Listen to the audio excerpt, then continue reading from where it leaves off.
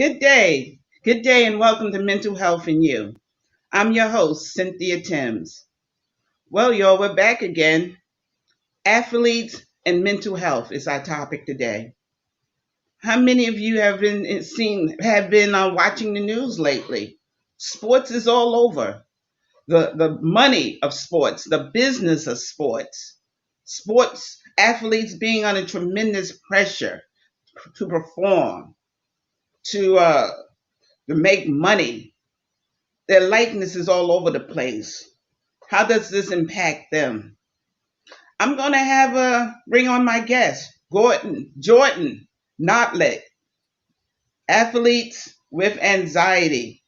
Sorry if I mispronounced your name, Jordan. How do you say it? It's Jordan Noblitt. You got it right. Okay, thank you, Yep, thank you you, got it right. thank you, thank you. Jordan, I wanted to, have you back on because we were having a really interesting discussion the last time Yes, about athletes and mental health. And you are the founder of an organization called Athletes with Anxiety. correct. And we know by all types of studies, the College of Sports Medicine back in 2020 had a study where it said that over like 30% of women athletes and 25% of men athletes deal with anxiety. Yeah. And a lot of them, though, even though they deal with this, they don't really go get help. Now So, you're the founder of Athletes with Anxiety, a platform that gives athletes and others a place to come and talk about this. exactly. But Exactly. and that's well appreciated and is well needed. But why did you think it was needed? What about your story that was so that what is it about you and your story that you felt this was a place and a time to do this? So I battled anxiety since I was about 14 years old, and I used to deal with it a lot, specifically once I got to college. And I never told any teammates, I never told any coaches, because I was part of that kind of that quote unquote manly culture where you're not Yeah. vulnerable, and if you are, it's considered a weakness. Hmm. Um, in hindsight, once the pandemic hit in 2020, I was talking to some of my old college coaches and told them I was thinking of starting this and about my experience having anxiety and panic attacks while I was in college and everything else. And they told me, well, man, I wish you would have just talked to me and told me about it. We would have helped you find a therapist, find some help. And it just made me realize how many athletes are probably suffering in silence out there, Hmm. men, women, high school, college, professional. And that's how the idea just started was, well, if I'm going through this, I can't be the only one. There's got to be a ton of other athletes out there suffering in silence. So how can I create some to kind of be a voice for them and also create a group of unity where we could all come together and kind of create a movement? So that was the thought behind it.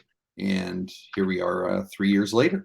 So it's been a lot of fun spreading the word and being a guest on shows and talking about it and being Hmm. vulnerable myself. And it's just a lot takes a lot of weight off my shoulders.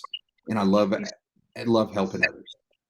Jordan, that vulnerability that you just mentioned, Yep. that's something, and that's really crucial It's because very when you're an athlete, I mean, is it accepted having that sort of vulnerability, being able to talk about it? I mean, athletes, sports is big business. I mean, we just witnessed the what you call it, the NAAC, the NCAA championships, men yep, and women. yep, yep. Athletes are being criticized, they're being scrutinized for every little move they make.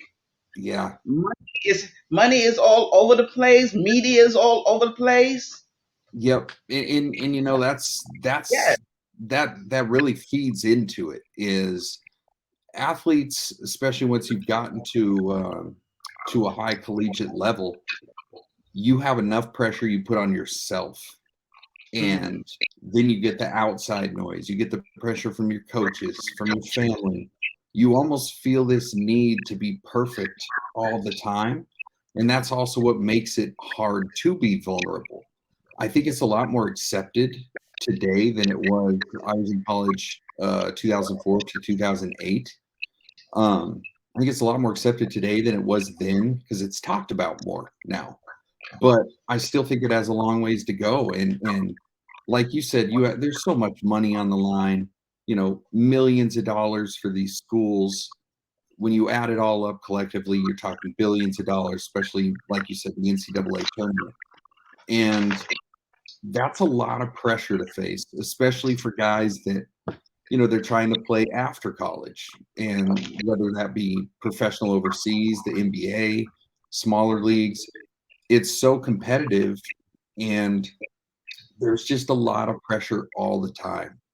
So, I mean, I know a lot of athletes that don't have any mental health issues, but while they were in college, they were going through anxiety.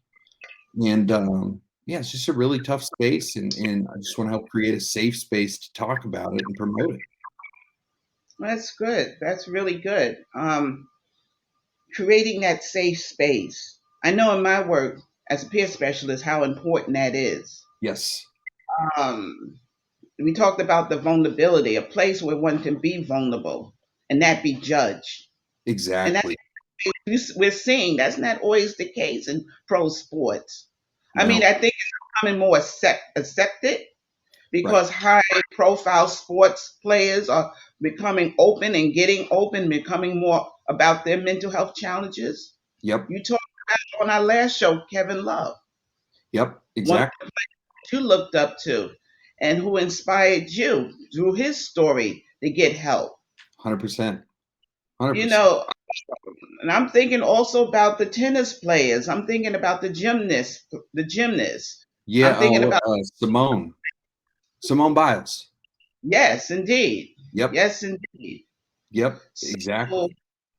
how do you think this coming out, I should say, of athletes being open about their mental health challenges, professional athletes, Mhm. how is that helping? How is that will help? Those college players, those high school players, Yep. those players just beginning in pee wee leagues and junior leagues, varsity leagues. Well, it's all about kind of setting the example, and when you're Hmm. younger, high school, college, pee-wee, starting out, you naturally look up to who the professionals are in that field. I brought up like Kevin Love, for example, and you see them be open about it. You feel okay to talk about it because, well, if these professionals are talking about it, it kind of creates a domino effect, and it opens everybody else up to talk about it, which is huge because, like I said, Kevin Love was big on my life. There was some other athletes, but then I watched Simone Biles go through her stuff. Like you said, the tennis player, I can't think of her name, but she withdrew for some tournaments, and Right. and that's important because at the end of the day, I don't care what profession or what sport you're in, everyone's human. We're all people. We all have real lives, behind the scene, behind the curtain, and things go on. And it's important for us to speak up because even if you have all these professional athletes, say college athletes, speak up about it, there's still going to be a big chunk of people that don't want to be vulnerable or don't feel that it is comfortable to be vulnerable yet. So you're kind of a voice for them at the same time. And I feel like that's a really big deal. How has that, Jordan? How has that shaped, or has it shaped the administration's view on mental health? I'm talking about coaches. I'm talking about directors, sports Yeah. directors. It's I'm talking about parents, maybe their view about providing help or Yep. providing help for their players and not looking down upon them. Yep. And it's shifted a lot. Like I said, I when guess I was it has to change the education. Has it yes. changed the education of some of these administrators? Yeah, so I know a lot of college teams now, as well as professional teams, have mental health staff they actually employ now. Therapists, people to talk to. Um, it's talked about more with coaches. See, when I was in college, it just wasn't talked about. Period. Mm, Uh, it was kind of if you dealt with it, it was like your dirty little secret in a way. But Yes. now they promote athletes to talk about it. Like I said, they have these mental health people in place. There's still a long way to go, because part of me feels like some of these mental health people are employed just to appease people, but not Mm, for the right purpose. yeah. Yeah. And I see that a lot as well. But the people that are doing it right, it's huge. I mean, especially with these college and professional athletes, because what people don't realize, when these guys come into college or go to the, NBA or overseas, that's Hmm. these are their first times away from home on their Yeah. own. There's a lot to battle there mentally. You're learning how to live your life, how to pay bills, how to balance things.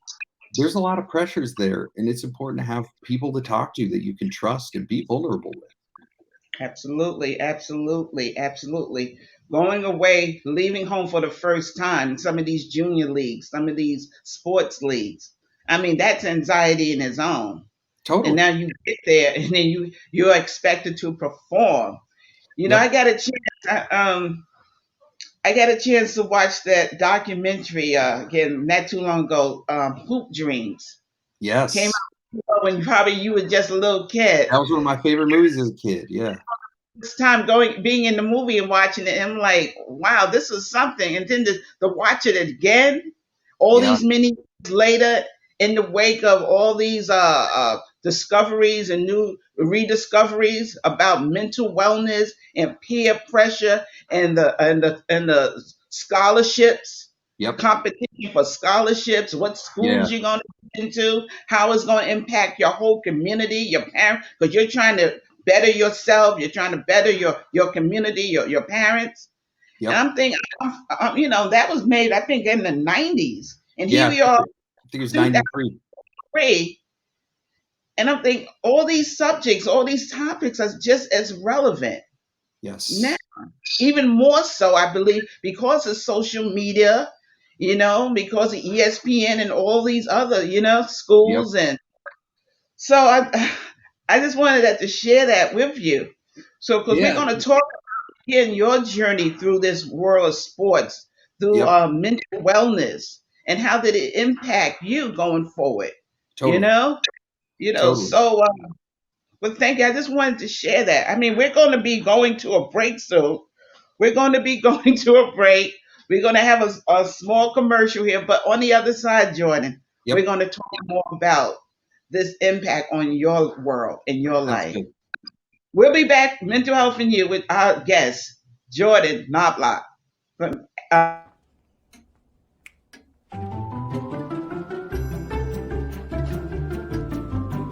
Do you,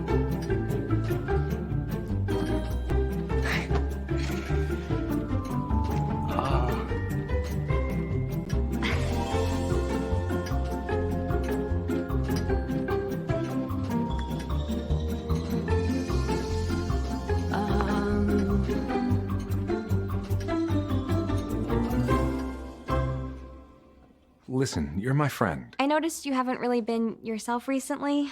Yeah, I feel like something's up. How are you? Are you okay? Is there anything you want to talk about? I just want to know how you're feeling. And listen, even if you don't know what to say, I'm here to talk. No matter what you're going through, I just want you to know I'm here. I've got your back. when you want to talk, I'm here.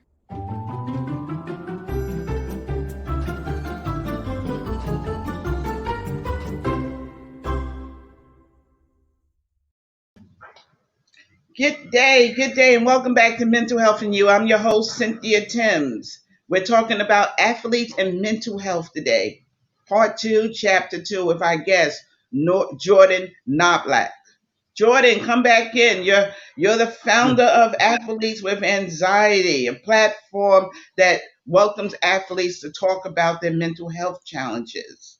Yep. And we were Yep. having a discussion about the pressure of sports these days. I mean, I guess it's always been there, but I think it's more open today with the with social media and just people just being more open about their mental health, about the Definitely. pressure they're going through.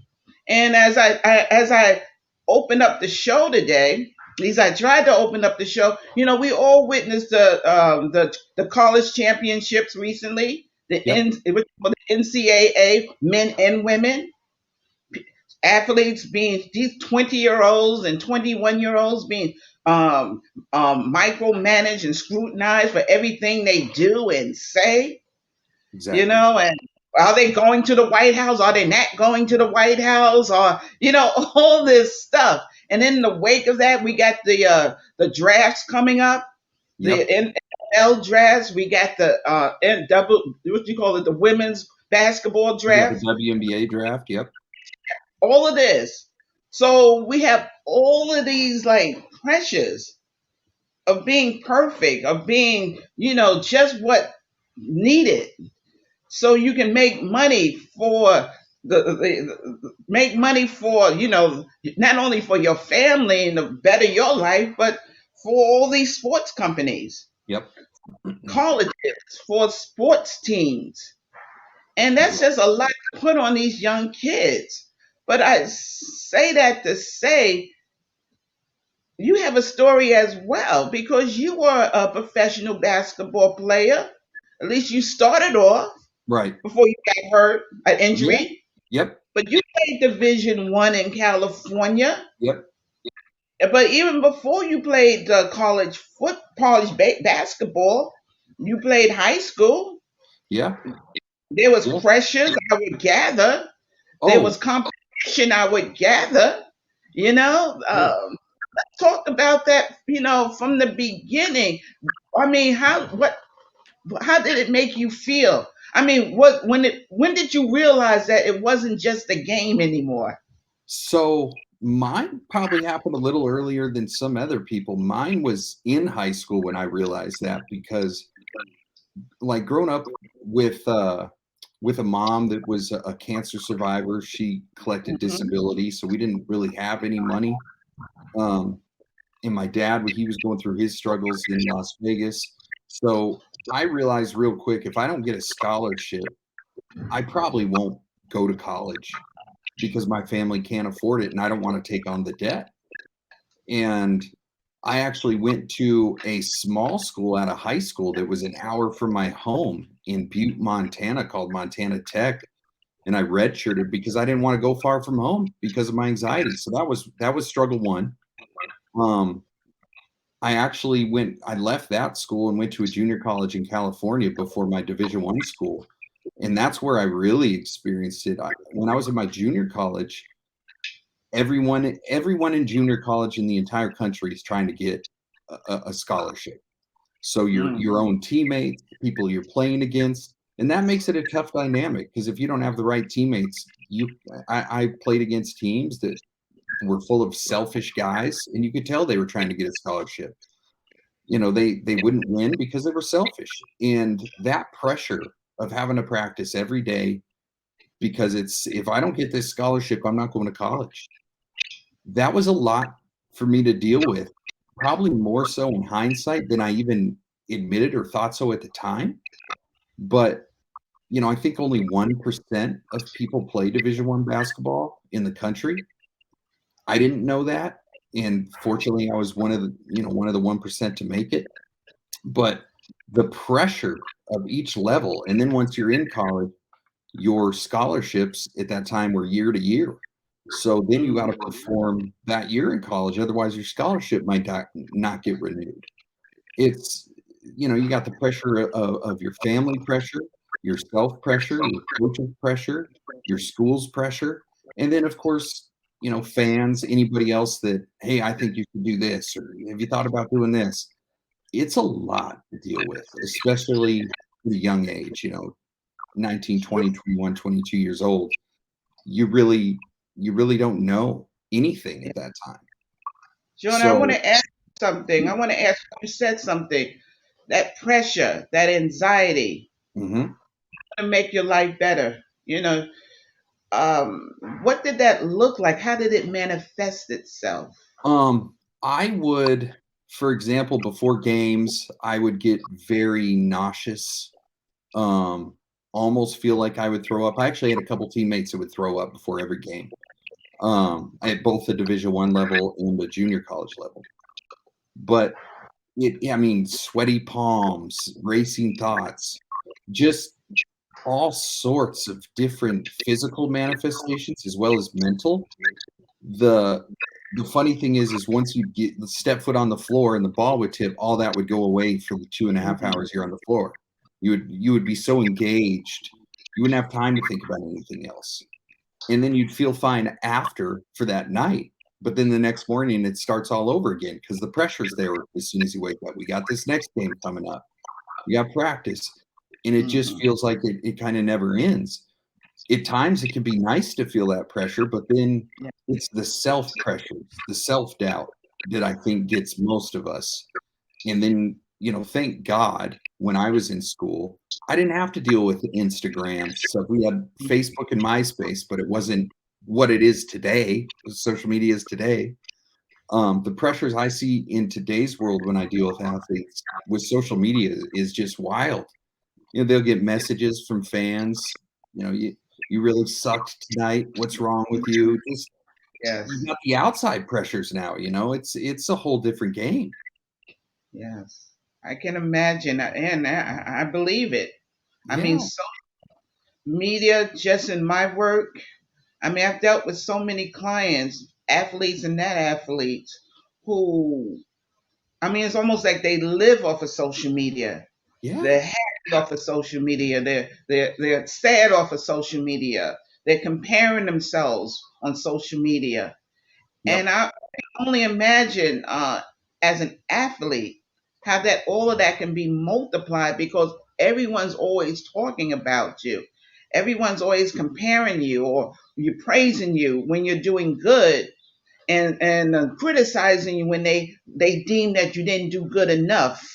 Yeah. And this is the world of social media. Now you Totally. multiply that with scholarships, as you talked about, the pressure of winning, because Yep. the more you win, the better you look, not only to recruiters, but to the pros, whether it's in the NBA or overseas somewhere. Exactly. That you have in the midst of all of this, even at that point in high school Hmm. or in your beginnings of college, what were your supports? Yes, you said when you got on the court, everything was cool. Yeah. But before then, how did you manage, if at all, to calm yourself down, to prepare yourself? What was some of your supports? So some of my supports was my mentor, who's actually became my best friend. He played Division I basketball, but he's about 8 years older than me. I'd have a lot of conversations with him because he had been where I wanted to go and where I was at the time.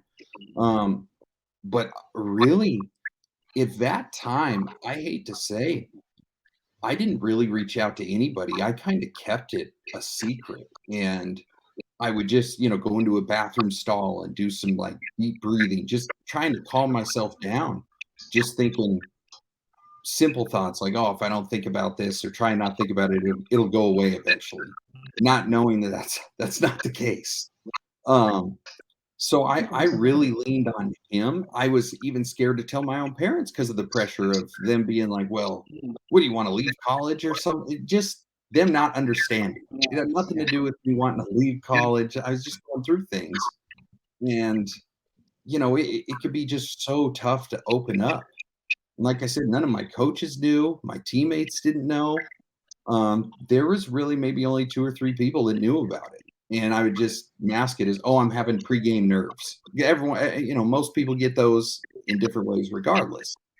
But I knew mine were something different. I mean, I would just be so nauseous, it's not even funny. But like I said, I step foot on that court and I'm fine. Yes. It's almost like the court. I think we talked about it in the last show. It's like the court for you was your safe place. Like writing and 1,000%. going to the clubs, like the poetry clubs for me back in the day was a safe place Yep. because I was comfortable there. It was like a second home. Yes. I knew I was good. I knew my capabilities. So when you get on that stage, whether it was and for me it was poetry, for you was the basketball court, we were home. Exactly. Our abilities, despite everything, despite all the other turmoil and chaos that may have been going on in our lives. Yeah. When we get in that safe place, we felt good. But then you got to come off of it because we Yeah. don't live. I mean, we can't be there 24/7. I guess some of us could, but you got to come off because you got to go home, school, you got to eat, you got to drink, you got to hang out with your friends, you got to be with your family, Yep. you got to answer questions, you still got to take tests. So you're talking about you mentioned your mentor, how important that was. Hmm. But fast forward after college, let's fast forward, Jordan, after college, and you're dealing with the possibility of going pro, Right. Right. and it doesn't really. Something happens. Something gets turned around. Can you Yeah. refresh our memory? What happened then? Yeah. I mean, I signed a contract to go play in Australia, and 1 month before I was to leave, I broke my left foot in 3 spots. And that's what forced me to retire. It took me about a good year to come back from that. And that was a whole different mental test of its own. That was actually my first real glimpse of depression, and I didn't know it at the time. I just was sad, a lot of sleeping, knew that was kind of the injury to end it for me. And then it was also the pressure of, for the first time in my life, what am I going to do? Like, work-wise? Well, like, what am I just going to do? I've never not been without basketball.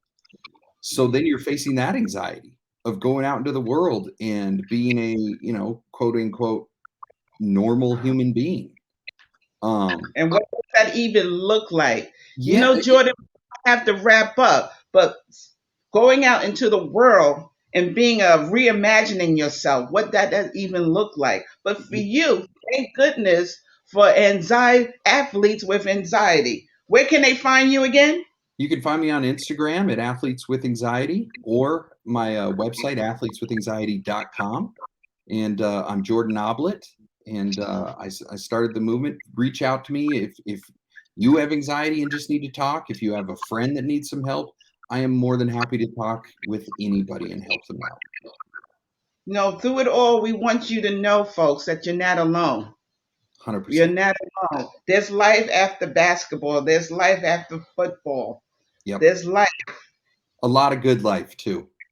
You have ways to reimagine yourself, and you're not alone. Jordan, thank you so much for being a part of Mental Health and You, for having this conversation. We're not done with this. We may have to talk some more as time goes on. We're living in a wild, wild world. We're here, okay? Ever moving parts. But I want to thank Bronxnet, and I want to thank my guests for being a part of Mental Health and You.